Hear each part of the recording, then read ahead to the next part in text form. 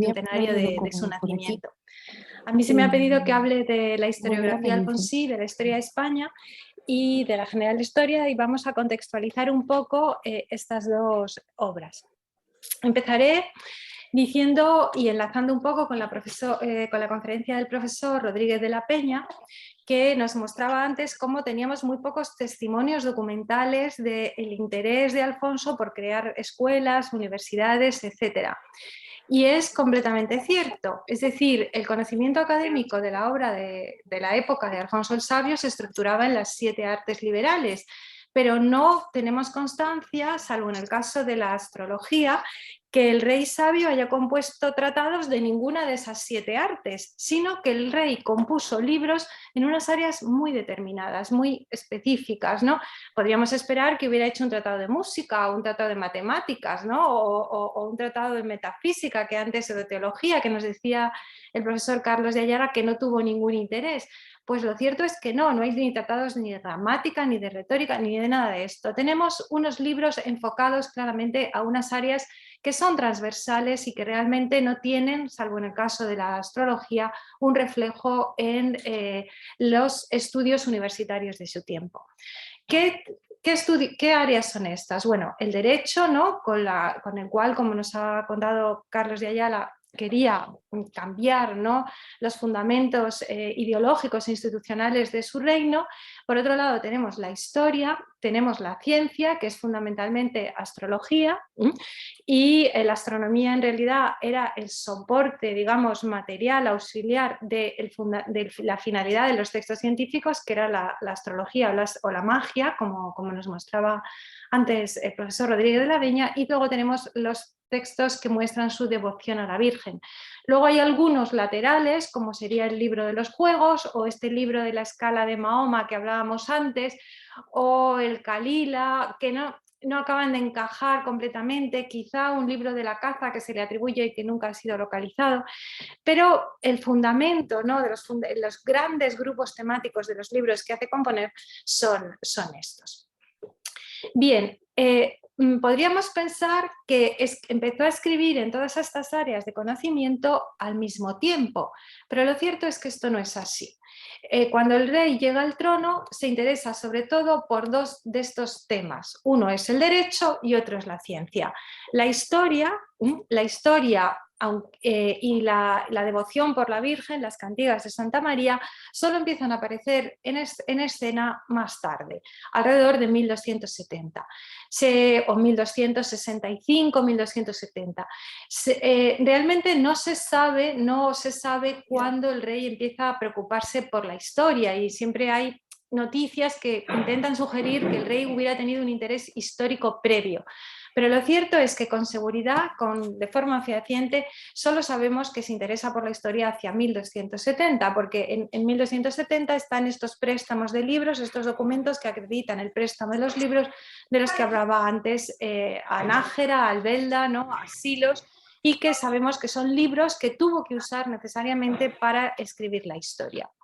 Hay otros motivos que me hacen pensar que la historia es tardía y no primaria o primitiva en su proyecto sapiencial, y es... ¿qué pasa? ¿No se ve? No lo ven desde casa. Vale. Y es que en el discurso sapiencial de Alfonso hay una evolución, y esa evolución se hace cada vez menos taxativa y más sapiencial según avanza su reinado, sobre todo a partir de 1270. Y en esa imagen sapiencial entra la evocación de su padre. Y esto solo sucede a partir de 1270, 1272, cuando quiere autorizar con la mención de su padre los proyectos en los que se introduce. Esto pasa solo en la segunda versión de las partidas, no en la primera. Pasa también en el prólogo de la historia de España, y pasa, por supuesto, en el Setenario, pero no pasa en los libros previos, ¿no? Y esto nos indica que en realidad la historia probablemente es un proyecto tardío, cuando el rey quiere convencer y menos imponer, ¿no? Bien. ¿Cómo avanzamos esto? Ahora no va. Ah, vale. Vale, perdonen los de casa. Bien, ¿qué obras históricas, ¿no? ¿Qué obras históricas hizo componer el rey?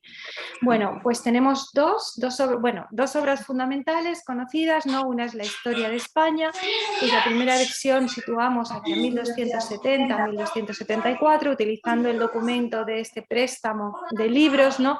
Y utilizamos la fecha límite de 1274 porque hay algunas actualizaciones en la traducción y porque también desconocen, ¿no? Por ejemplo, las obras de reparación del acueducto de Segovia, que tiene una familia de manuscritos un poco posterior. Esto nos hace pensar que la primera versión es más o menos de esa época. Pero el rey no se conformaba y en la última parte de su reinado, cuando está en Sevilla, ¿no? Y en plena guerra civil, acorralado por todos los estamentos del reino, salvo unos pocos fieles, hace escribir una nueva versión, que es la que conocemos como versión crítica. Esta versión representa una radicalización ideológica de su pensamiento a favor de un pensamiento más regalista, desde luego más contrario a Santiago. Antes nos salía la idea de Santiago. Efectivamente, esta versión, si se compara con la primera, es mucho más anti-arzobispado de Santiago que la primera y en general intenta afirmar el poder del rey frente al de los nobles y el de la Iglesia. Hay una serie de reformas que tienen un contenido claramente ideológico. Encontramos también en la existencia de dos versiones un síntoma que recorre todos los textos alfonsíes y que nos asegura que es cierto lo que decía el profesor Rodríguez de la Peña. Hay un interés intelectual verdadero y esto se manifiesta en que el rey nunca se da satisfecho con los textos que escribe, sino que con mucha frecuencia los sigue reelaborando a través del reinado. Esto demuestra un prurito de perfeccionismo, casi compulsivo, ¿no? Pero encontramos varias versiones de la historia de España, varias versiones de las partidas, varias versiones, ahora mismo estoy trabajando sobre ello, del fuero real, encontramos varias versiones de las cantigas, de los poemas de la Virgen y varias versiones de los textos científicos. Es decir, normalmente uno escribe un libro y el libro queda ahí, no tiene que estar reelaborándolo al cabo de los años continuamente. Entonces, este intento continuo, ¿no?, de reelaborar los textos y perfeccionarlos, en cierta forma nos asegura que la imagen sapiencial que se construye del rey es una imagen, desde luego, construida a través de los prólogos y a través de las imágenes, pero también una imagen en cierta forma real, ¿no? Porque, es decir, era un hombre que tenía inquietudes claramente intelectuales. Bien, ahora hablaré de las características de las dos obras. La historia de España es una historia de la península ibérica, por supuesto. Por tanto, hay que entender España, lo que significa España. España es la península ibérica, es una historia de Iberia, ¿no? Y luego tenemos la general historia, que es una historia universal, una historia del mundo. También localizamos la elaboración de esta historia exactamente por las mismas fechas, hacia 1270-1284. Creemos que se trabaja simultáneamente en las dos obras. Se ha hablado a veces en la bibliografía de que la historia de España se abandonó a favor de la general historia.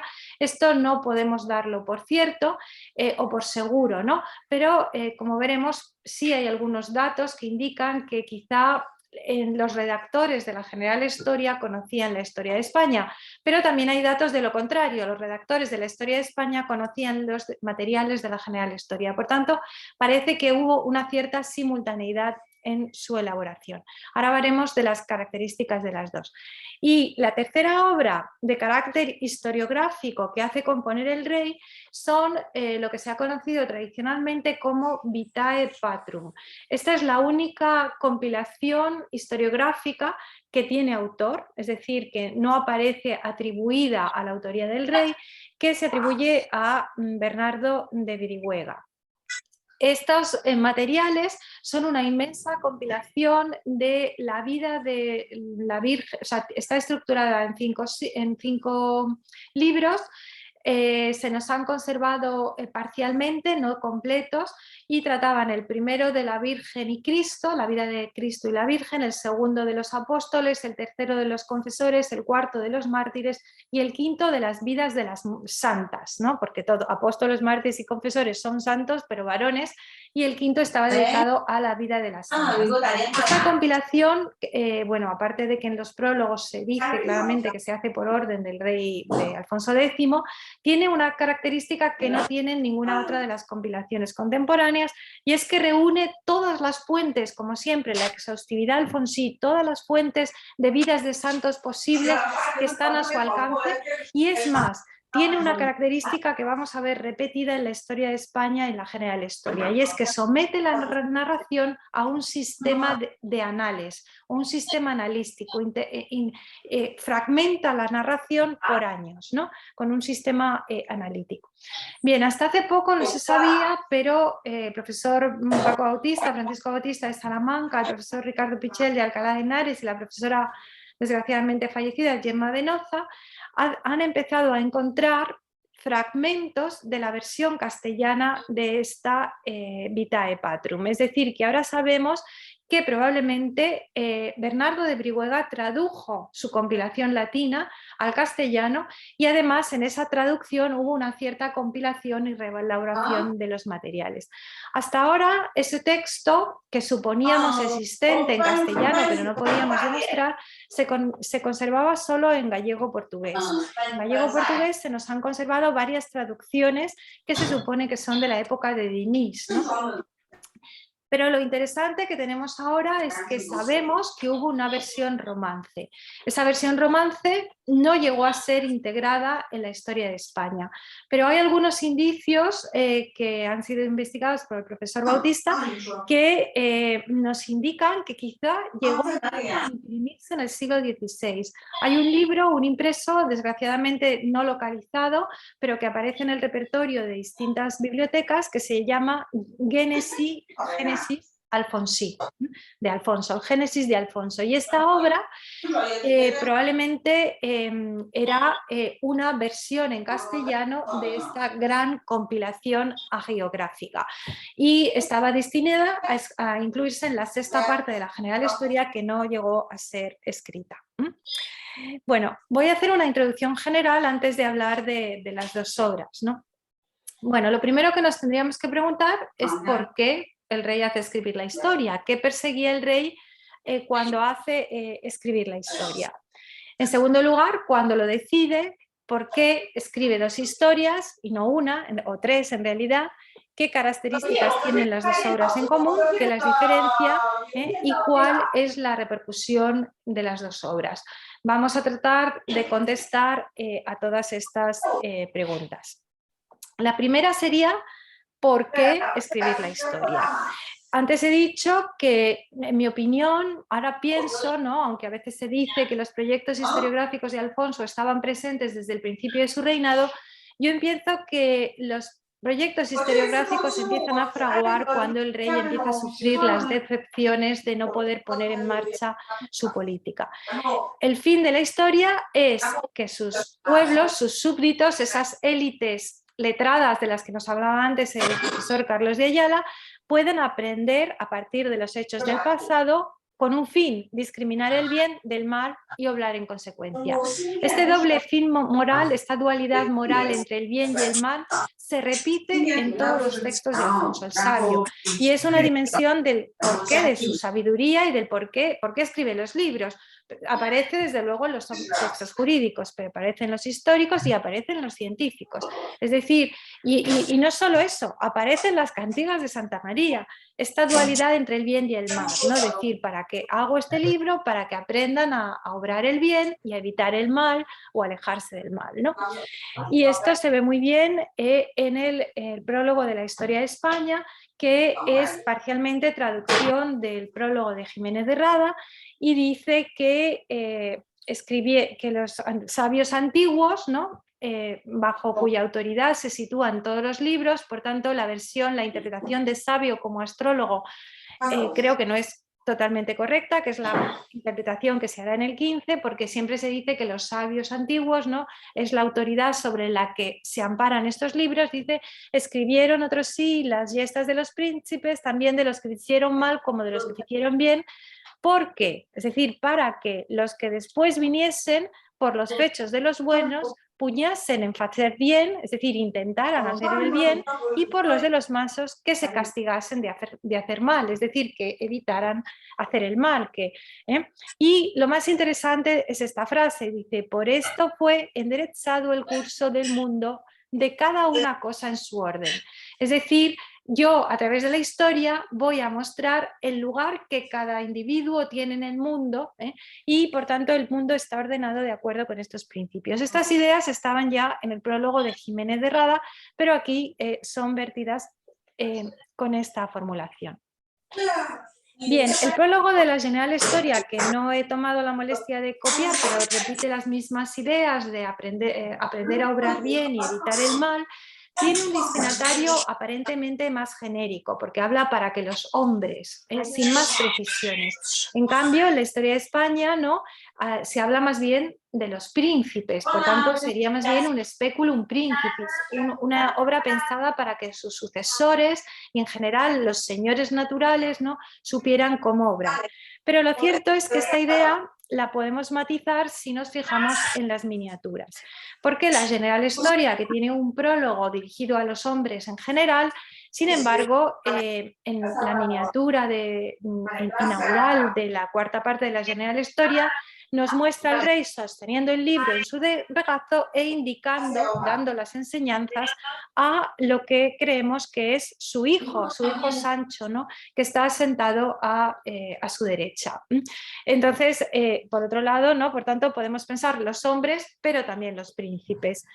Y si nos fijamos en la miniatura que aparece al principio de la historia de España, de la historia particular, que contiene un poema latino sobre el que vamos a hablar ahora y una miniatura también de presentación, pues bueno, la miniatura por desgracia está muy deteriorada, es una miniatura muy singular porque sabemos que se añadió con total seguridad en un momento posterior, no sabemos bien en qué circunstancias, se ha planteado incluso por parte de Laura Fernández que esta miniatura en realidad no estuviera destinada a un códice estereográfico, sino en realidad proviniera de un códice de las partidas, porque tiene en realidad dos símbolos que no aparecen, por ejemplo, en la General Historia.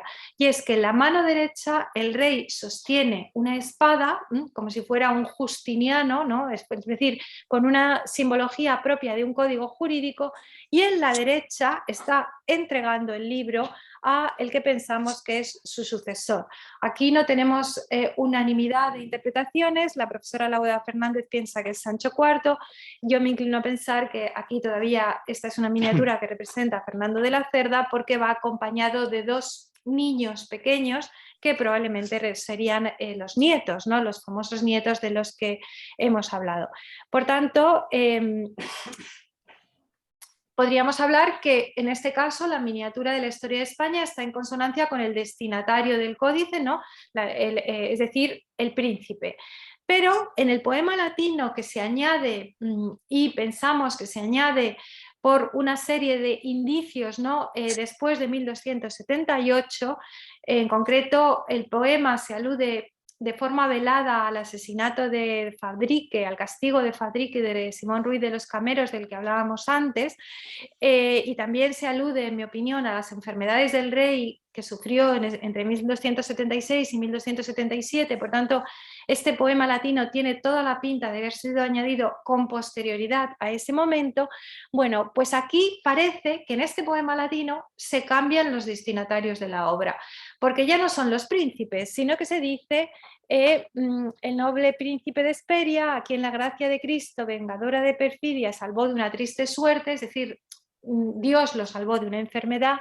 Príncipe digno de alabanza, llamado por nombre Alfonso, príncipe invicto, príncipe siempre venerando, que vence las alabanzas con sus méritos, que condena a los españoles con hierro justiciero. Aquí pienso que se refiere a esos acontecimientos que hemos dicho, a quien inmortalizan la fama y la honra, pone de manifiesto en este libro los hechos de Hesperia, ¿no? Es decir, de Iberia. Aquí quedó claro lo que significa España, para que por ellos cualquiera, no los príncipes, cualquiera pueda saber muchas cosas del futuro. Y dice, si tomas Hesperia, los dones que te ofrece la sabiduría del rey, brillará tu fama y crecerá tu honra. El rey de Hesperia, tesoro de la filosofía, da enseñanzas a los hispanos que escojan lo bueno y dejen los juegos a los vanos. Es decir, que claramente aquí hay un cambio de orientación del destinatario que se hace mucho más amplio. Está dando enseñanzas a todos los españoles, es decir, a todos los iberos. El libro tiene un ámbito de acuerdo con el planteamiento del libro, que es de un imperialismo ibérico, algo que ya ha salido en las lecciones anteriores, está totalmente en consonancia con esto. Por tanto, en la General Story aparecen los hombres, pero si atendemos a la miniatura también aparecen los príncipes como destinatarios preferentes. En la historia de España, si atendemos al prólogo, parece que son los príncipes, pero si atendemos al poema latino, en realidad son todos los españoles. Por tanto, tenemos esta dualidad de destinatarios en las dos obras. Bien, ¿cuándo decide escribir la historia? Bueno, ya lo estaba diciendo antes, ¿no? Es hacia 1270 cuando piden préstamo a Nájera y Albelda una serie de fuentes que se utilizan tanto en la General Historia como en la Historia de España, entre ellos libros de Ovidio y de Lucano. Por tanto, si los piden préstamo, asumimos que no los tendría en su biblioteca y que solo a partir de ese momento esos libros pudieron traducirse y pudieron comenzar los trabajos historiográficos, o al menos esto es lo que se ha venido asumiendo desde mucho tiempo atrás. Bueno, los prólogos de las dos obras revelan un discurso plenamente sapiencial de acuerdo con la segunda versión de las partidas, que sabemos que es posterior a 1272, entre otras cosas porque sabemos que esta versión de las partidas es la posterior, porque utiliza en el prólogo una serie de sincronías, de cómputos cronológicos que solo aparecen desarrollados en las tablas alfonsíes, ¿no? Y entonces la utilización de esos cómputos, de esas sincronías múltiples, solo existen en las tablas alfonsíes y por tanto esto nos indica que esta segunda versión de las partidas no tiene que ser posterior a esa fecha y además también esos cómputos también en cierta medida se ven reflejados en la General Historia. Bien, los trabajos historiográficos, ¿cuánto duran? Pues he dicho, como fecha de principio hacia 1270, en realidad se prolongan a lo largo de todo el reinado hasta su muerte. En el caso de la General Historia tenemos un códice datado, uno de los pocos códices alfonsíes auténticos datados, en el que nos presentaba la miniatura de Alfonso el Sabio debajo con Nabucodonosor. Eso era lo que quería comentar, luego me lo recuerdas. Tiene una fecha de 1280, lo que nos muestra que estaban redactando la cuarta parte de la General Historia en 1280. Y en la Historia de España el poema latino que se añade tiene que ser posterior a 1278 y la versión crítica por una alusión a la invasión de los benimerines y a la situación de acoso y derribo en plena guerra civil que se encuentra Alfonso en Sevilla en los momentos en que esa versión se escribe, nos permite datarla hacia 1282-1284. No puede ser anterior a esos hechos. Bien. ¿Por qué dos historias? No voy a hablar más ya de la compilación hagiográfica, que solo la hemos conservado fragmentariamente y que es un texto sobre el que se está haciendo ahora mismo una intensa actividad de investigación. La historia de España es una historia de los pueblos que dominaron la península ibérica y, por supuesto, pretendía alcanzar hasta su tiempo. La General Historia es una historia universal, que es la historia de los pueblos que dominaron el mundo y que también pretendía llegar hasta su reinado. En los dos casos se parte de un planteamiento muy extenso, un planteamiento muy amplio, que se va restringiendo, se va convirtiendo de una forma como en un embudo, se va filtrando para acabaría el reinado de Alfonso X, que se iba a presentar a sí mismo como legítimo heredero de los derechos al imperium, al poder soberano, tanto en la tierra como emperador, ¿no? Y como rey, ¿no? En la península ibérica. En ambas se trabajó, ya lo he dicho antes, desde 1970. Tenemos, durante un cierto tiempo se pensó que la historia de España había empezado antes y que la historia de España se habría abandonado a favor de la general historia por el propósito imperial de Alfonso el Sabio, pero realmente esa idea no se sostiene mucho, ¿no? Porque realmente, primero, la general historia no está escrita en latín, a no ser que pensemos que realmente se quería presentar como emperador en la península ibérica, entonces sí tendría un sentido que estuviera en romance.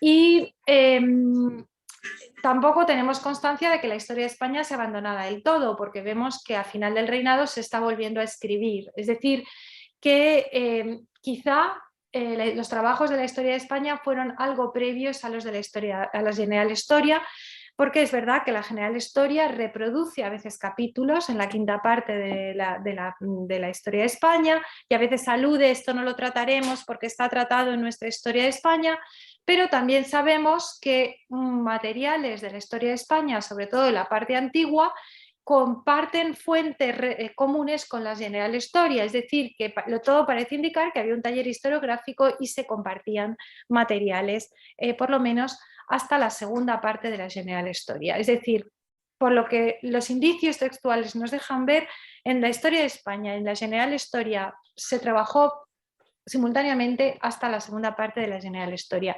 No he dicho algo fundamental que he olvidado, y es que la general historia está estructurada en 6 partes. De esas 6 partes, solo las 5 primeras se nos han conservado, la sexta no se llegó a escribir, pero podemos testimoniar, ¿no?, la existencia de materiales preparatorios para la sexta parte, ¿no? Pero parece que no se llegó a redactar del todo, o por lo menos solo tenemos testimonios fragmentarios que nos permiten hipotetizar sobre su existencia. Bien, ¿qué características tienen las dos obras en común? Antes nos decía el profesor Carlos de Ayala, ¿no?, que Alfonso X era un hijo modélico de su tiempo, y es cierto, es decir, el siglo XIII es el siglo del enciclopedismo didáctico. Esto es decir, por un lado queremos ser exhaustivos, reunir toda la información que tengamos sobre un asunto, y por otro lado queremos ser didácticos, queremos exponerlo con una claridad. Por tanto, todos los libros de Alfonso el Sabio, no las historias, no en exclusividad, reúnen esas características. Se acopian todas las fuentes disponibles sobre una materia, esas fuentes se jerarquizan y armonizan entre sí, es decir, están estructuradas, se da preferencia a unas sobre otras, y luego cuando hay discrepancias se intentan armonizar, por tanto hay una labor compilatoria de armonización entre ellas. Las dos están escritas en lengua romance, están escritas en castellano, con un deseo de vulgarizar el saber, ¿no?, de aproximarlo a esas élites letradas de las que nos hablaban antes. El profesor Carlos de Ayala hablaba antes de que los que leyeran eran muy pocos, incluso entre esas élites. Es cierto, porque fundamentalmente los que leían y escribían eran los clérigos, pero tenemos muchos testimonios en las historias de que las historias más bien no se leían, las historias se escuchaban. Es decir, se leían en voz alta. Entonces, esto se nota muy bien cuando aluden a los destinatarios, al público, de sabed bien los que esta historia oyéredes, ¿no? Es decir, no dicen sabed bien los que esta historia leyéredes, ¿no? Siempre dicen es que la escuchan, que la oyen, no que la leen. Por tanto, probablemente estaban pensadas para ser leídas en voz alta en la corte o donde fuera, y la lectura silenciosa es algo que se difunde posteriormente en la Edad Media, es decir, que todavía en esta época no es algo que esté plenamente establecido, aunque en esta época es justamente cuando empieza a generalizarse. La información siempre está jerarquizada y estructurada, pero eso no sucede solo en el texto, sino que también sucede en los códices. Los códices que hemos conservado de Alfonso son pioneros desde el punto de vista de la historia del libro. Hoy en día, cuando abrimos un libro académico, esperamos que ese libro tenga un título, tenga un autor, tenga a veces un prólogo que justifique una introducción, que justifique el libro, que tenga un índice que tenga un conjunto de capítulos que tienen un rótulo que identifica su contenido, a veces tienen 2 secciones o 3 secciones mayores, tienen unos títulos corrientes, unas cabeceras que nos dicen en cada momento en qué lugar del libro estamos y muchas veces los capítulos o las secciones están numeradas. Bien, todas estas obviedades en la estructura del libro de conocimiento que hoy damos por supuestas no eran obvias en la Edad Media y solo se empiezan a generalizar a partir del siglo XIII. Pues bien, Alfonso de Sabio es un pionero en el sentido de que todos sus libros trasladan a los códices esta jerarquía, visualmente, la jerarquía de la información. Así, por ejemplo, las secciones mayores no tienen solo un título en los textos historiográficos, sino tienen lo que hemos llamado ruedas intitulatorias, ¿no? Estas ruedas probablemente vienen de una tradición visigótica de los códices jurídicos, se reencuentran en el fuero juzgo, en el fuero real también, en algunos fueros, ¿no? Estas ruedas intitulatorias, ahí lo ven en la diapositiva, ¿no? Que ahí pone una sección. Luego, la importancia de la sección viene señalada siempre por el tamaño de la capitular. Si una sección es mayor, tendrá una capitular mayor. Si tiene es un capítulo, tendrá una capitular menor. Siempre los códices alfonsíes tienen índices, los capítulos con frecuencia están numerados, los capítulos siempre están rotulados, es decir, tienen un epígrafe que informa de su contenido, algo que no sucede en los textos anteriores y bueno, pues con mucha frecuencia cuando se nos han conservado tienen títulos corrientes arriba que nos dicen en qué parte del libro estamos, ¿no?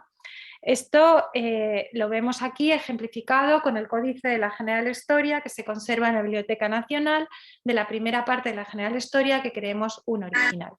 Pero aquí lo vemos ejemplificado también, ¿no? Este es el prólogo de la historia de España, donde vemos una rueda intitulatoria del mismo carácter, también una inicial mayor que señala que este es el prólogo del libro, etcétera, ¿no?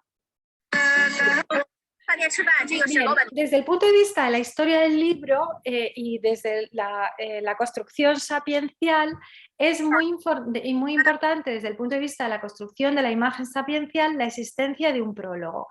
¿Por qué? Porque la mayor parte de los textos medievales no tienen prólogo, es que no tienen ni autor. Muchas veces el título es una atribución, no tienen a veces ni título. Tenemos que deducir, los libros son anónimos, debemos deducir el autor ahí de una forma, porque se menciona en un punto del texto, se dice de pasada al final, es decir, son libros que no tienen nada que ver con los libros que empiezan a generalizarse en el Renacimiento, en los que primero aparece el título consolidado, luego ya empieza a desarrollarse una portada donde se pone quién es el autor. Bien, pues desde ese punto de vista, los libros de Alfonso son visionarios porque siempre proclaman el autor. Es decir, lo que diferencia en los textos de romances compuestos en la época de Fernando III y los compuestos en la época de Alfonso el Sabio es que los de Fernando III nunca sabemos si el rey los ordenó, los mandó a hacer o no, porque quizás son de época de Fernando III, pero el rey nunca dice yo hice escribir este libro. Pues el modelo sapiencial de Alfonso se afirma con sus prólogos. Entonces, a veces los prólogos están escritos en tercera persona y alaban desmesuradamente al rey, como los que veíamos entonces, pero a veces los prólogos están escritos a primera persona. Por tanto, el modelo sapiencial deriva de que la sabiduría emana de la boca del rey. El rey se atribuye la autoría, aunque sepamos que el rey no escribía los libros, ¿no? Por tanto, este es un modelo sapiencial también clarísimo, ejercido a través del prólogo y también desde el punto de vista de la historia del libro demuestra una voluntad autorial que no es habitual en la Edad Media y que solo empezamos a ver generalizarse en el siglo XV o en el siglo XVI. Ahí tenemos los elementos que muestran la implicación en primera persona del rey. Nos, don Alfonso, mandamos ayudar cuantos libros pudiéramos saber de historias en que alguna cosa contase de los fechos de España. Tomamos de la crónica del arzobispo don Rodrigo, que fichó por mandado del rey nuestro padre, don Fernando, nuestro padre. Esta mención a Fernando nos muestra que esto realmente está en coherencia con la época que he propuesto, porque buscar el amparo, el paraguas paterno para justificar su obra es algo que empieza a suceder solo en esta época y no en los primeros textos. De la maestre Lucas, obispo de Tui, autor del Chronicon Mundi, de Pompeyo Trogo, de otras historias de Roma, las que pudiéramos saber que contasen algunas fechas del fecho de España. E compusiemos este libro. Es decir, el rey está diciendo que él compuso el libro de todos los fechos que fallar se pudieron de ella desde el tiempo de Noé hasta este nuestro. Por tanto, el rey se está arrogando la autoría con el plural majestático y está diciendo que mandó reunir todas las fuentes y luego compuso el libro, ¿no? Luego veremos, me saltaré la cita, ¿no? Pero porque ya nos la mostró el profesor Rodríguez de la Peña, que el rey evidentemente no escribía personalmente los libros, no los redactaba, ¿no? Un planteamiento parecido, pero levemente diferente, tenemos en el prólogo de la General Historia. Aquí tenemos algo interesante y es que no usa el nos majestático. Casi todos los textos de Alfonso en primera persona usan el nos majestático. Solo hay dos que solo usan el yo, la primera persona del singular. Y esto lo encontramos en la General Historia y en las Cantigas de Santa María. Y aquí dice, yo, don Alfonso, después que he fecho ayuntar muchos escritos y muchas historias de los fechos antiguos, ¿no? Lo mismo, ha hecho reunir todas las fuentes que ha podido, escogí de ellos los más verdaderos y los mejores que hisope e fiche en de facer este libro. E mandé y poner todos los fechos señalados también de las historias de la Biblia como de las otras grandes cosas que acaecieron por el mundo desde que fue comenzado hasta el nuestro tiempo. Por tanto, de nuevo tenemos el mismo esquema temporal, origen del mundo, en la península ibérica o en el mundo, hasta mi tiempo. Lo interesante es que, bueno, la argumentación es muy similar. Quizá el matiz que podríamos ver es que para la General Historia dice fice facer, hice hacer. Mientras que en el caso de la historia de España dice compuse, compusiemos. Esto indica un matiz y que nos muestra algo que ya ha salido varias veces en esta mañana, y es que el rey, la implicación del rey con el imperialismo ibérico y con el solar ibérico era mucho mayor que la implicación del rey con Europa y con los, digamos, con las fronteras extraibéricas, ¿no? Bien, esta cita me la saltaré, pero en definitiva la ha puesto ya el profesor Rodríguez de la Peña. El rey no escribe el libro con sus manos, sino que compone las razones de él. Razones, podemos decir, argumentos, es decir, selecciona los contenidos, enmienda, ¿no? Corrige, yegua, los une, los corrige, enderecha y dice cómo se debe hacer, pero luego lo escribe quien él manda. Curiosamente no sabemos a quién se lo manda, porque solo conocemos los autores de los libros científicos, ¿no? Lo que antes, como veíamos en el debate, en mi opinión, muestra la distinta implicación autorial que tiene el rey con los libros históricos, jurídicos y las cantigas respecto de los libros científicos. Bien, ¿qué otra característica tienen en común las historias?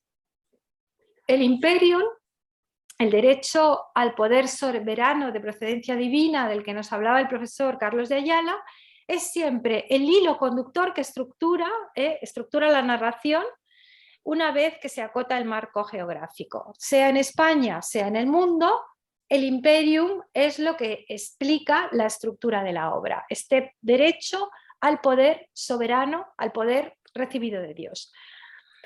Entonces, en el caso de, tanto en una obra como otra, la historia se cuenta como una sucesión de señoríos, ¿no? de señores que ostentan el imperio, que lo tienen por delegación divina, y los demás relatos, es decir, los relatos de los otros pueblos que no tienen derecho al imperio, narrativamente aparecen subordinados, es decir, no aparecen situados en la misma estructura, ¿no? Al mismo nivel narrativo, al mismo nivel estructural. Siempre la historia del pueblo que tiene el imperium precede a los de los demás, esto es clarísimo, y además es ese pueblo el que tiene el imperium, el que tiene delegada la soberanía de Dios el que organiza cronológicamente el relato. Es ese pueblo el que organiza, según cada época, la cronología puede cambiar, o según las obras, como veremos, la cronología puede cambiar, pero digamos que la propia estructura de la obra está ya transmitiendo un mensaje político. Veamos algunos ejemplos de la historia de España. Por ejemplo, la obra incluye todos los pueblos que han dominado España, ¿no? Y luego veremos el contraste con Jiménez de Rada, ¿no? Entre ellos, por supuesto, los musulmanes, los árabes, ¿no? Pero a los musulmanes, por supuesto, no se les reconoce el derecho a dominar Iberia. Por tanto, sus hechos siempre aparecen narrativamente subordinados a los de los reyes godos o los reyes cristianos, es decir, que son los reyes cristianos o los reyes godos los que organizan el relato, y luego los hechos de los musulmanes, de los árabes, aparecen como un complemento a continuación, sincronizado con los de los reyes godos o cristianos, pero nunca, bueno, cristianos estoy incluyendo asturleoneses y castellanos, ¿no? He usado este término porque, claro, los godos también eran cristianos, pero bueno, me permiten esa licencia o esa imprecisión, ¿no? Pero tenemos siempre este esquema. O, por ejemplo, los sucesores del Imperium, o sea, de los derechos al poder soberano sobre la península ibérica son primero los reyes godos, los herederos de los romanos son los godos, y de los godos pasamos a los reyes de Asturias, León y Castilla. ¿Eso qué quiere decir?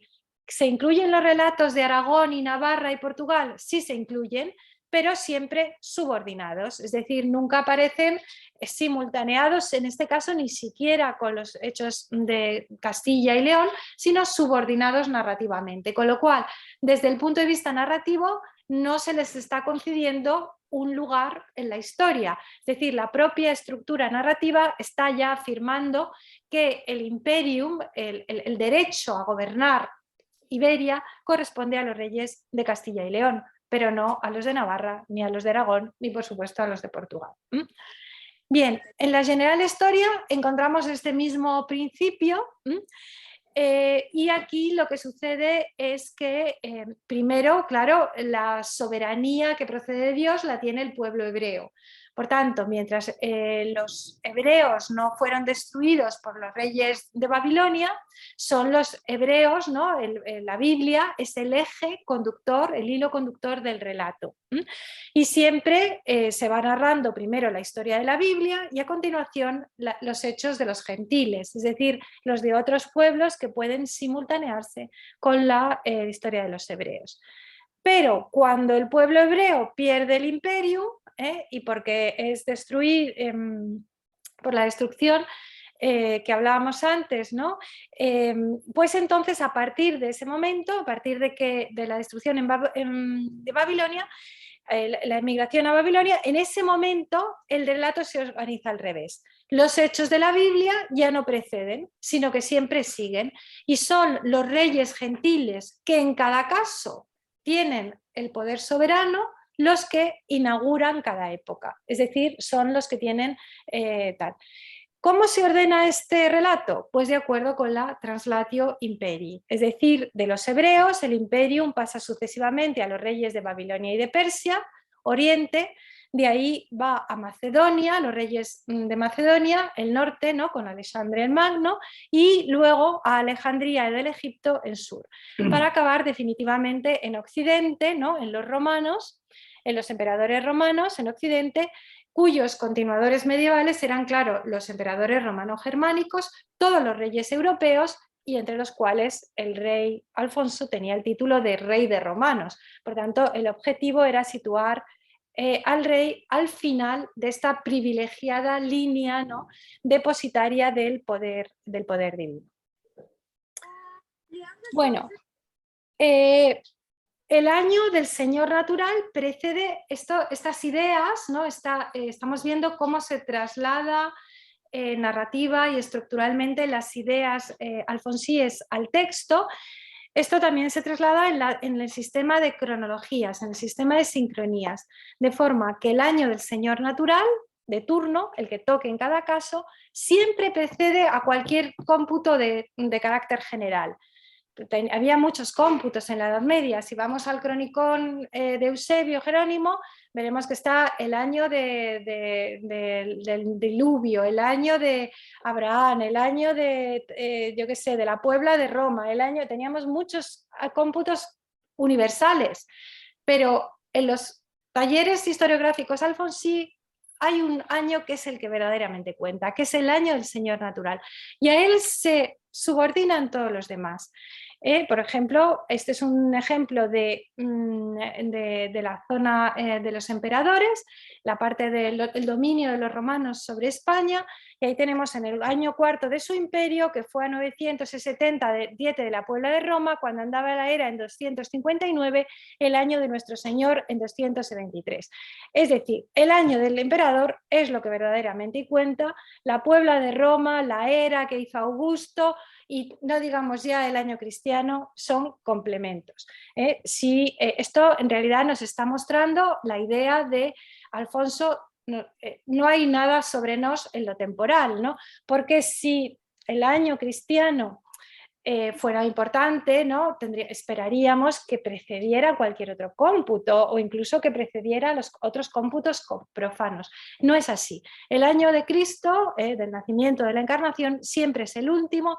Ahí tiene otro ejemplo de la zona de los godos, pero ese mismo esquema se repite en toda la obra, ¿no?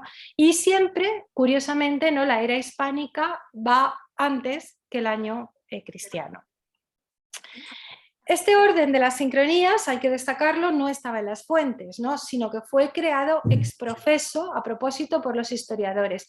Y es más, voy a recordar el ejemplo de la Vitae Patrum de Bernardo de Brihuega, ¿no? Que aunque es una compilación de vidas de santos, pues curiosamente está organizada cronológicamente por los años de los emperadores y no por el año cristiano. Es decir, que hay una voluntad de poner por delante el poder laico sobre el poder religioso. Claramente. Bien, al final de este privilegiado linaje que tenía el Imperium, ¿no? Que ostentaba el Imperium, ¿no? Por elevación divina, se encontraba el propio Alfonso y su linaje. Esto es claro, ¿no? En la historia de España, es claro también en la General Historia. Y en algún caso tenemos una cita muy conocida, ¿no? Donde, bueno, antes el profesor Rodríguez de la Peña nos mostraba esa en la que se enlaza Júpiter con el rey Alfonso, pero no es la única. Aquí se está enlazando a Nemrod, que se proclama como primer rey del mundo, y se dice del linaje de este rey Nemrod vinieron los reyes de Francia y los emperadores de Roma. Y de los emperadores de Roma y de esos reyes de Francia por linaje vino la muy noble señora reina doña Beatriz, mujer que fue del noble muy alto señor santo don Fernando, rey de Castilla y León, padre y madre que fueron del muy noble muy alto rey don Alfonso, que hizo hacer estas historias y muchas otras. Es decir, está clarísimo, ¿no?, que hay un enlace, ¿no?, por linaje desde el primer rey del mundo directo hasta Alfonso el Sabio. Bien, las dos historias pretendían llegar hasta nuestro tiempo y otra de las características que tienen en común es que ninguna de las dos obras fue terminada. La historia de España quedó interrumpida en la muerte de Fernando II de León, en la versión crítica, pero pensamos que también en la versión primitiva, aunque por desgracia no hemos conservado ningún testimonio directo de ese texto. Y la General Historia quedó interrumpida en la historia de los padres de la Virgen, pero sabemos por estos testimonios que he hablado de las traducciones de la Vitae Patrum que probablemente se estaba redactando ya esa sexta parte que no llegó a redactarse. Bueno, ¿qué las diferencia? Bueno, hay muchísimas diferencias que, bueno, voy a sintetizar aquí. Indudablemente, una diferencia fundamental es el marco geográfico, es decir, estas ideas, esta estructura narrativa subyacente es muy parecida en los dos casos, pero claro, el marco geográfico determina que la nómina de fuentes empleadas sea diferente y por supuesto en la General Historia es muchísimo más amplia que en la historia de España. La historia de España tuvo como fuente fundamental, bueno, vamos a establecer un poco las grandes diferencias. Antes el profesor Carles de Ayala nos hablaba de Jiménez de Rada. Vamos a intentar establecer las grandes diferencias entre la historia de España de Alfonso el Sabio y la colección de historias que se titula De Rebus Hispaniae, que escribió, mejor dicho, Jiménez de Rada. Jiménez de Rada es efectivamente un precedente fundamental desde el punto de vista de la historiografía peninsular, y es realmente el que crea un modelo nuevo que rompe con la tradición historiográfica que venía de Alfonso II y Alfonso III, de la tradición historiográfica astur-leonesa. Las roturas son varias, pero aquí voy a destacar sobre todo una, y es que Jiménez de Rada escribe un conjunto de historias que son los pueblos que han dominado históricamente la península. Es decir, que primero hace una historia de los romanos, hace una historia de los árabes, hace una historia de los godos, una historia de los pueblos bárbaros. Otra historia de los ostrogodos, bueno, los pueblos bárbaros son, no sé si hay una historia de los ostrogodos también, independiente de la de los godos, ¿no? Es decir, que tenemos un conjunto de historias. Todas estas empiezan con los orígenes de cada pueblo y luego van estrechando su enfoque hasta acabar con aquellos época en que dominaron la península ibérica. La historia gótica es la más extensa, la más importante, y en la que se enlaza desde los godos, se enlaza la historia de los godos con los reyes asturleoneses y por tanto con los reyes castellanos. Por tanto, crea un enlace neogoticista, ¿no?, que será el eje también de la legitimador, ¿no?, sobre los reyes godos, que será la base de la historia de España de Alfonso el Sabio. Y también tiene otra importante novedad, y es que Jiménez de Rada antepone una prehistoria de la península, ¿no?, a su historia, donde se habla también de Hércules, ¿no?, y de los primitivos pobladores de la península ibérica. Bien, todas estas historias estaban desarticuladas, en realidad era una colección de pueblos que dominan la península, pero no se habían integrado en un relato común.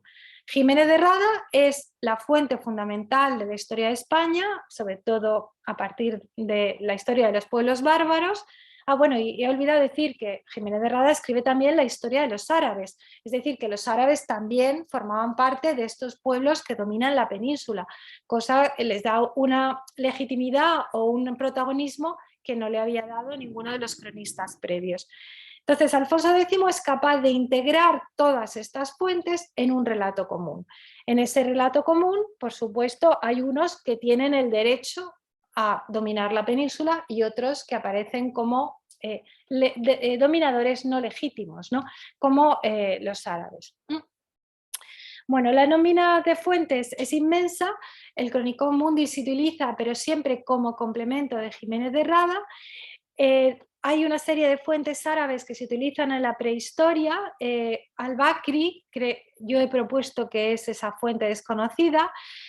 También para la historia de la invasión de los almorávides se usa una fuente que solo conservamos a través de la prosificación alfonsí, Ibn al-Kama. Se usa el Belovacense, Suetonio, Eusebio Jerónimo, Sigeberto de Glenblues, el Liber Regum y además, por supuesto, los poemas épicos y las leyendas.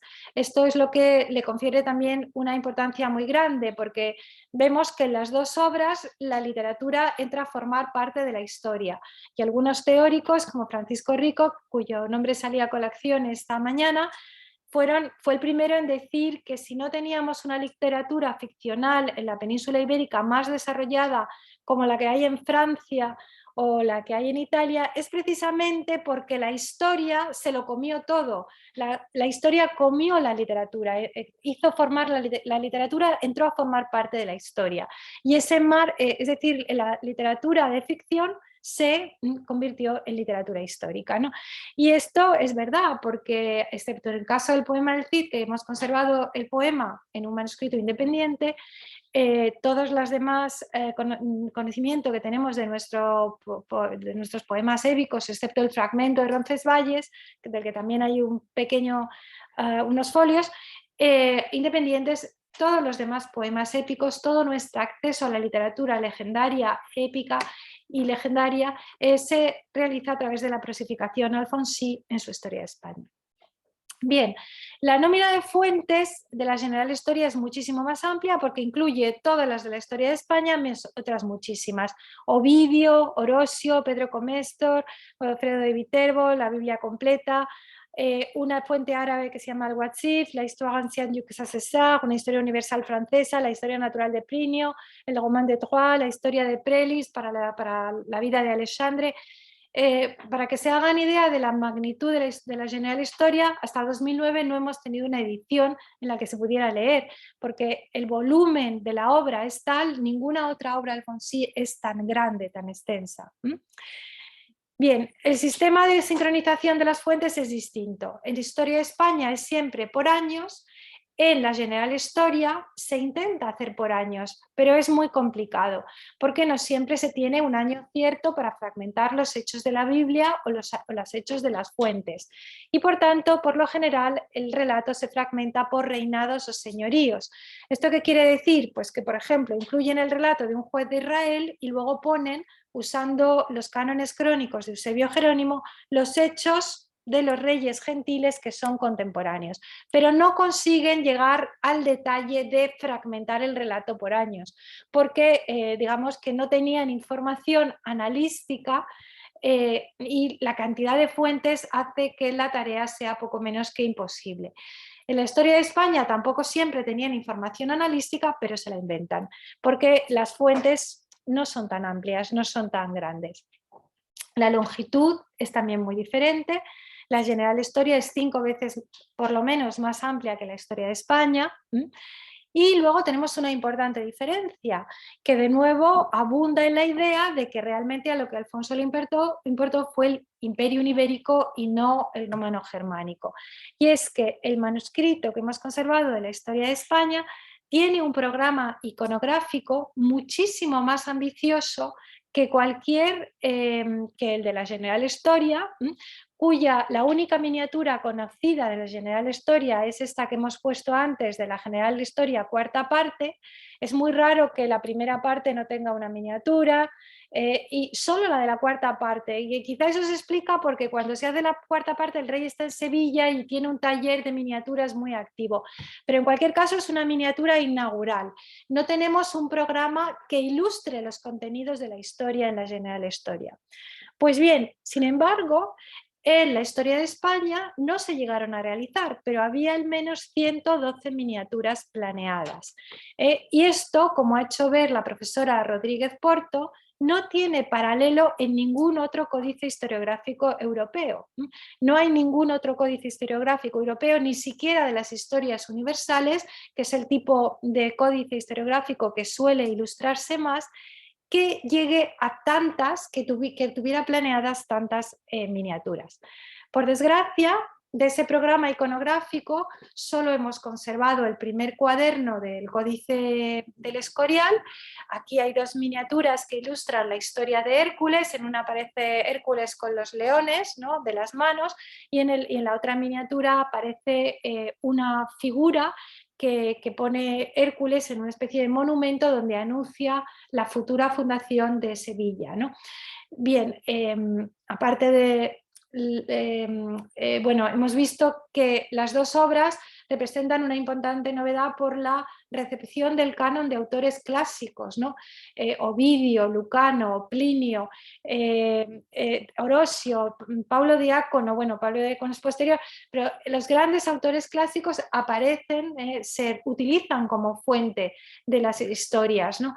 Y por tanto se recibe, hay una recepción del mundo antiguo que no existía en las historias previas.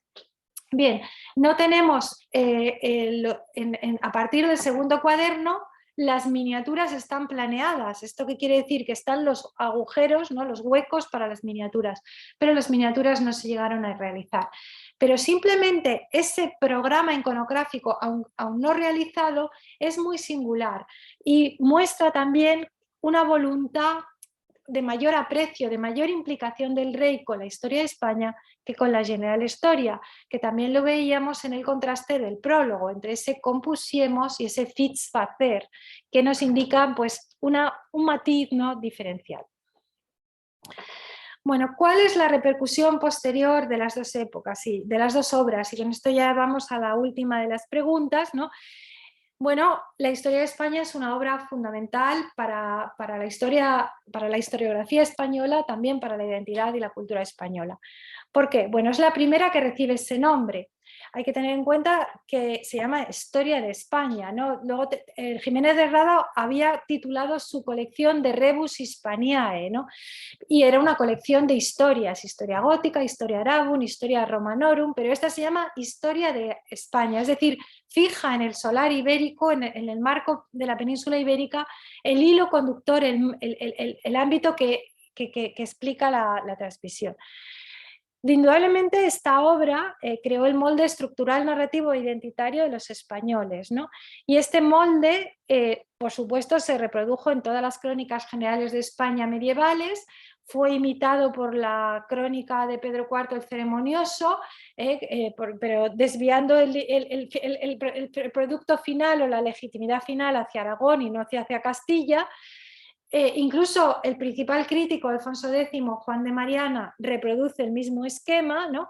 Y desde luego la historiografía decimonónica y la contemporánea, porque hoy en día nos podíamos preguntar por qué cuando estudiamos historia en el instituto empezamos en la prehistoria y luego seguimos con los romanos y luego seguimos con los godos. Es decir, ¿qué tiene que ver eso con España? ¿Cuándo empieza España? ¿Con los reyes católicos? ¿Con el Estado constitucional el Estado liberal en 1812? ¿Por qué proyectamos nuestra identidad hacia el pasado sobre la península ibérica? Bueno, esto en realidad es una narración, una historia que hemos heredado. Y el primero que construye esa narración, con todos los matices, cambios que harán los historiadores posteriores, es Alfonso el Sabio en su Historia de España. Otra de las características de la historia de España es que tiene multitud de refundiciones e inversiones, ¿no? Pero lo que me interesa decir es que, aunque el texto se mantiene, hay cierto molde conceptual, esto mismo que hemos dicho, ¿no?, de hablar de una sucesión de pueblos, ¿no? Y el mismo hecho de que los arabistas españoles dijeran que los árabes de Al-Ándalus eran diferentes de los de otros lados, muestra, ¿no?, una identificación, una proyección identitaria hacia el pasado vinculada a la península ibérica. Bueno, la historia de España, por tanto, es uno de los textos más importantes, ¿no? Y también en los personajes que trata, ahí está el Cid, ¿no? La importancia que adquiere el Cid posteriormente solo se explica por la historia de España. Si la historia del Cid no se hubiera incluido prosificada en la historia de España, está por ver que hoy le diéramos en nuestros mitos identitarios de la cultura española el valor que tiene, ¿no? Bien, la General Historia tuvo una suerte diferente. Era una obra excesivamente amplia y ya en la Edad Media se empezó a copiar fragmentada. Muchos códices, sobre todo a partir del siglo XIV y el siglo XV, hay unos que copian la parte de la Biblia y otros que copian la parte gentil. Entonces la obra se empieza a fragmentar. En el siglo XIV se copia sobre todo las partes bíblicas, en el siglo XV se copia sobre todo las partes gentiles. ¿Por qué? Pues a los prehumanistas del XV les interesa sobre todo la literatura clásica y tienen en la General Historia una fuente importante de la que beber, porque estos prehumanistas todavía no son capaces de ir al latín muchas veces, sino que recurren a refundiciones medievales. Por tanto, la General Historia se convierte en una fuente suculenta de información para los prehumanistas del XV, ¿no? Pero indudablemente la General Historia, bueno, pues tuvo una suerte, una identidad, o sea, una suerte más atravesada, más desgraciada, entre otras cosas porque su carácter global se pierde, ¿no? Al ser una obra tan extensa, los autores no saben ver su unidad. Mientras que Ocampo publica la Crónica de Ocampo, digamos que acota, esta es una refundición, claro, de la historia de España, muy deturpada y con muchos defectos, pero es una historia de España. Pero no tenemos ninguna edición del Renacimiento, una edición vulgata de la General Historia que hubiera puesto el texto en el tiempo y que nos hubiera transmitido la importancia que tuvo esa gran iniciativa cultural. Bueno, y con esto creo que termino, no sé si me he ajustado al tiempo, pero si no habrá momento de hacer preguntas o...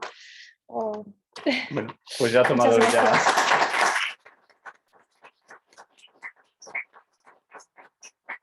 ya ha tomado ella el papel de moderadora, así que abrimos si alguien tiene alguna duda, alguna pregunta, cuestión. Fermín. Pregunta. Pero tenía dos curiosidades. Una enlazaría con algo que se ha comentado ya varias veces, esa diferencia de Rada en Alfonso X. ¿No está tarde? Sí, acaba de llegar. Sí. Entonces era un poco, claro, tú nos planteas que ese interés de Alfonso X por la historia es un interés muy tardío. O por lo menos interés, me refiero a interés por promover ese aspecto, ¿no? Por poner en marcha. Bueno, yo sé que se alude al poema que nos mencionaba antes Alejandro, ¿no?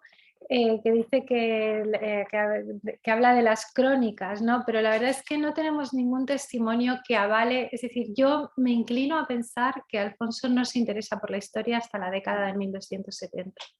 Igual que las cantigas no empieza a escribirlas hasta 1265, como pronto. No, decía, sobre esa base es curioso que yo no estoy discutiendo, creo que... Es lo que yo deduzco a partir de la comparación del discurso sapiencial de los prólogos. Me llama la atención que, teniendo en cuenta que lo más reconocible de la obra de Jiménez de Rada es su labor teológica, que parece que Alfonso X no tiene en absoluto, y su labor histórica, que parece que Alfonso X retoma muy tarde, bueno, pues no tengo muy claro la influencia. Claro, yo me he perdido su primera conferencia. Igual debería haber hecho esta pregunta más tarde. Pero quiero decir, da la impresión de que es una especie de influencia tardía, ¿no? Quizás, no sé hasta aquí. Bueno, no veo dónde está el enlace.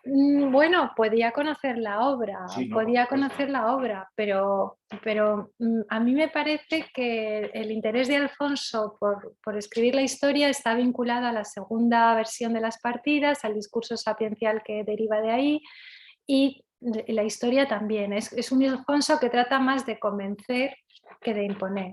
Es decir, y por otro lado trata de ganarse la vida eterna a través de las cantigas. Es decir, es un Alfonso X más sapiencial y menos impositivo o legislador. O no. No creo que sea un testamento. No creo que sea un testamento, pero es decir, no tenemos... Es decir, ¿qué testimonio podemos...? Indudablemente, cuando decide escribir la historia, utiliza a Jiménez de Rada. Eso está claro. Es decir, que le parece el texto que tiene que utilizar para construir su historia. Pero me da la sensación que el interés por la historia es secundario. Es decir, los intereses primarios, en la primera década esta del reinado en la que hablaba antes Carlos, los intereses son el derecho y la ciencia. Esos son los intereses. Y no tenemos ningún testimonio de que escriba poemas en esa época, poemas a la Virgen, ¿no? Ni que, o sea, seguridad, digamos, ni de que esté metido en trabajos historiográficos. Y eso lo podemos empezar a ver a partir de 1265 en el caso de las cantigas y a partir de 1270 en el caso de la historia. Y eso coincide, en mi opinión, significa, bueno, incluso hay autores ahora que dicen que incluso la primera versión de las cantigas tendría que ser de hacia 1270 o posterior. Es decir, que yo es lo que, no sé, pero esto no quiere decir que no enlazara con Jiménez de Rada, pero o sea, Jiménez de Rada es una fuente fundamental, pero su interés por la historia es tardío, en mi opinión. Tiene que ver más con la idea que he deducido por el comentario que habéis hecho antes, de lo que había comentado Carlos a propósito de que vamos a un papel tutelado, de preceptor, de educador. Entonces, quiero decir que quizás parece que las inquietudes científicas, bueno, es cierto que Jiménez de Rada también es un gran jurista, ¿no? Pero las inquietudes científicas llevan por otra vía. Y también las con Jiménez de Rada, es imposible que no se haga Jiménez de Rada en un proceso. Venía, a propósito de lo que has comentado de la pervivencia sobre todo de la historia de España, me parece, que la verdad es que lo iba pensando sobre la marca, por lo cual igual estoy diciendo una tontería, Pero, sin embargo, sí que tengo la impresión de que, por ejemplo, fuera de Castilla, las crónicas del siglo XIV o del siglo XV, a quien miran es a Jiménez de Rada. Totalmente. En Aragón se usa directamente a Jiménez de Rada, pero bueno, los trabajos de Cingolani, no sé si los conocéis, sobre historiografía aragonesa, ¿no? Lo que dicen es que, bueno, en origen se empieza a escribir historia en Aragón un poco para dar respuesta al programa historiográfico de Alfonso X, ¿no? Y entonces, digamos que la hipótesis de Cingolani es que la versión catalana y latina de Jiménez de Rada es una respuesta a Alfonso. La propia crónica de Jaume I es una respuesta a Alfonso para presentarse él como más sabio, tanto que escribe una autobiografía. Y luego, desde luego, la crónica de Pedro IV de Aragón es clarísima, que usa el esquema de Jiménez de Rada, pero en vez de desembocar en Castilla, desemboca en Aragón, ¿no? Entonces, yo creo que sí, que usan como fuente Jiménez de Rada, claramente, pero por respuesta al uso que ha hecho de Jiménez de Rada Alfonso el Sabio. Esa sería la idea. ¿Alguna cuestión más? De la gente que está online. Sí, a través de Zoom. Yo quería aprovechar para recordarte que teníamos pendiente de observación sobre Nabucodonosor. Vale, ahí veo que Cristi es muy forzada, porque lo que pasa es que, bueno, esa miniatura está puesta justo en el comienzo de una historia que se titula así, Historia de Nabucodonosor, en la general historia cuarta parte, que es el origen del principio. ¿Y cómo empieza esa historia? Pues con el hallazgo de Nabucodonosor niño, que como Moisés aparece en un canasto, etcétera, ¿no? Siguiendo esa tradición mítica. Entonces, intentar ver, yo creo que simplemente como quieren poner la miniatura inaugural, pues aprovechan para ilustrar el arranque de la historia de Nabucodonosor, porque el capítulo que está justo al lado es lo que explica. No creo que haya que buscarle tres pies al gato, sinceramente. Es así, tú lo has dicho. Simplemente que están las dos miniaturas juntas, no es una proyección de tipo. ¿Tiene lógica? No, simplemente que aprovecharon y bueno, sobre esto creo que han llamado la atención tanto Rosa Rodríguez Porto como Laura Fernández, que la General Historia no tiene un programa iconográfico, es decir, que el códice que está en la Biblioteca Nacional no tiene miniaturas, o sea, esa propia miniatura de la cuarta parte es es una singularidad, es una cosa rara. Y a lo mejor, bueno, pues hay que contextualizarla en Sevilla, cuando se estaba haciendo el códice de los músicos, y a lo mejor se estaban haciendo los códices de las cantigas, que tienen ese mismo fondo azul y rosa, y entonces en ese momento pues se decide añadir esa miniatura a la General Historia cuarta parte. Pero tenemos otro códice alfonsí de la primera parte, y ese debería tener una miniatura más importante, y no la tiene.